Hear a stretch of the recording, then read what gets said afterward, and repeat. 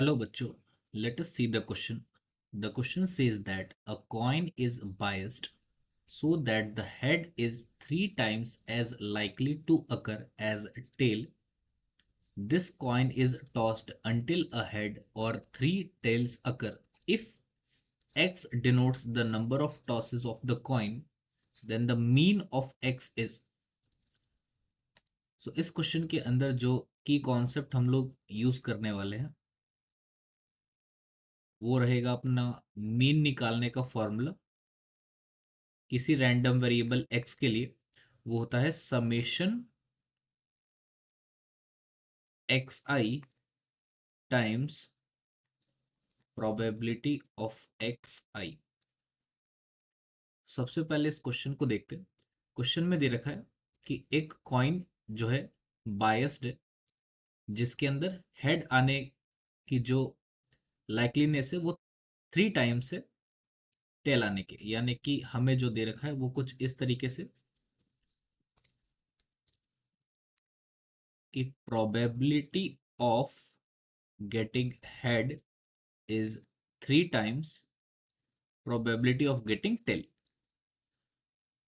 जैसा कि हम जानते हैं कि किसी एक कॉइन के टॉस पर हेड के आने की प्रोबेबिलिटी और टेल के आने की प्रोबेबिलिटी होती है, उनका सम वन होता है। तो प्रोबेबिलिटी ऑफ हेड की जगह हम लोग three times probability of tail रख देंगे, तो ये हमारे यहाँ से मिल जाएगा प्रोबेबिलिटी ऑफ टेल। ये हो गया four times probability of tail बराबर वन। तो प्रोबेबिलिटी ऑफ गेटिंग टेल ये हमें मिल जाएगा यहाँ से one by four. So this implies that probability of head जो मिलेगा वो मिलेगा हमें three times probability of tails, that is one by four. So ये अपन को मिल गया थ्री बाय फोर। तो प्रोबेबिलिटी ऑफ टेल और प्रोबेबिलिटी ऑफ हेड हमें मिल गया है एक कॉइन के टॉस पर। अब आगे देखते हैं। सवाल में दे रखा है कि x है एक रैंडम वेरिएबल जो रिप्रेजेंट करेगा number of tosses of coin. अब हमें कॉइन को तब तक टॉस करना है जब तक या तो हमें एक हेड मिल जाए या फिर तीन टेल मिल जाए। तो हम लोग एक टेबल बनाते हैं जिसके अंदर हम लोग सबसे पहले रैंडम वेरिएबल रखेंगे और उसकी फिर प्रोबेबिलिटी रखेंगे। तो x की जो वैल्यू है, सबसे पहले हम अगर बात करें, अगर हम एक बार कॉइन को टॉस करें तो एक बार अगर कॉइन टॉस होता है तो ऑब्वियस सी बात है हमें हेड लेके आना होगा, तब जाके ही वो जो टॉसेस ऑफ कॉइन है वो रुक सकता है। तो हेड आने की जो प्रोबेबिलिटी हमें मिली थी वो मिली थी थ्री बाय फोर। तो यहां से ये हो जाएगा probability of x is three by four. इसके बाद अगर हम बात करें number of tosses of coin अगर टू है, तो पॉसिबल केस क्या हो सकता है कि पहला जो है number of tosses of coin अगर ये टू है तो पॉसिबल केस क्या बनेगा, पॉसिबल केस हो जाएगा अपने पास, पॉसिबल केस अपने पास आ जाएगा कि पहला जो है वो आ जाए टेल, देन सेकंड वाला जो है वो अपना आ जाए हेड। तो पहले टेल आने की प्रोबेबिलिटी हो जाएगी वन बाय फोर और सेकंड केस के अंदर one by three by four. Second जब टॉस पे अपने पास हेड मिल जाएगा तो वहां पर हम लोग टॉसेस ऑफ कॉइन रोक सकते हैं। तो ये इसकी प्रोबेबिलिटी आएगी।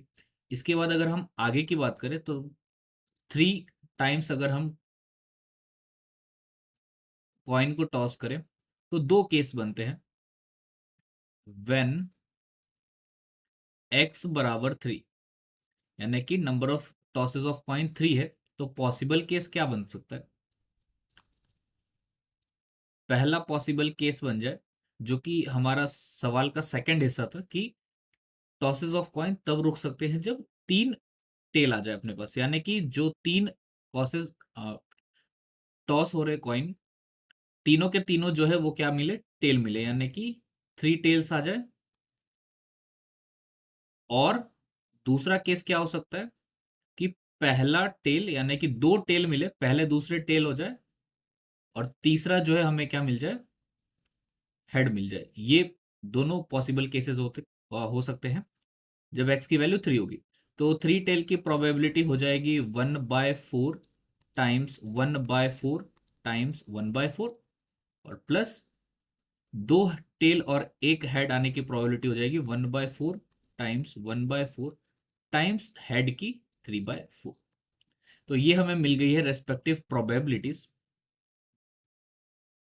अब जब तक 3 टॉस होंगे कॉइन के, तो हमें कोई ना कोई एक रिजल्ट तो मिल जाएगा, या तो तीनों के तीनों टेल, या फिर एक हेड कम से कम हम मिल जाएगा। तो इसके आगे के जो पॉसिबल केसेस है वो तो नहीं हो सकते।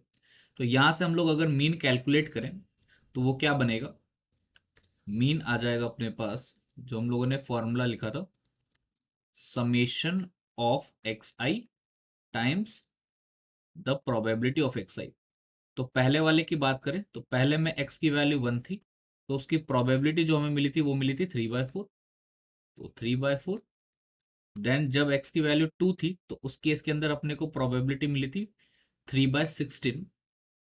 सो 3/16, और प्लस जब 3 राउंड हो रहे थे कॉइन के टॉस के, तो प्रोबेबिलिटी कुछ आ रही थी 1/64। मल्टीप्लाई करने पे मिलेगा हमें ये, प्लस सेकेंड केस का आएगा 3/64। इसको हम लोग सिंप्लीफाई कर लेते, ये मिलेगा 3/4, प्लस इसको कैंसल आउट करेंगे तो मिलेगा हमें 3/8, प्लस 3 टाइम्स 4/64। तो 4/64 को काटेंगे तो ये मिलेगा 3/4 प्लस 3/8 प्लस 1/16, सो 3/16। तो एलसीएम हमें मिल जाएगा यहाँ से 16। 4 times 4 is 16, then 4 3 times 12, then 8 into 2 is 16। तो 2 को 3 से मल्टीप्लाई करेंगे तो 6 मिल जाएगा। उसके बाद 16 1 16, देन 1 इंटू 3 इज 3। तो ये हमें मिल गया 12 प्लस 6 18 प्लस 3 21/16। तो ये हमारा है रेस्पेक्टिव मीन, जो कि अपना इस सवाल का आंसर होगा। Hence mean of x is 21/16। Hope you have understood it well. Best of luck.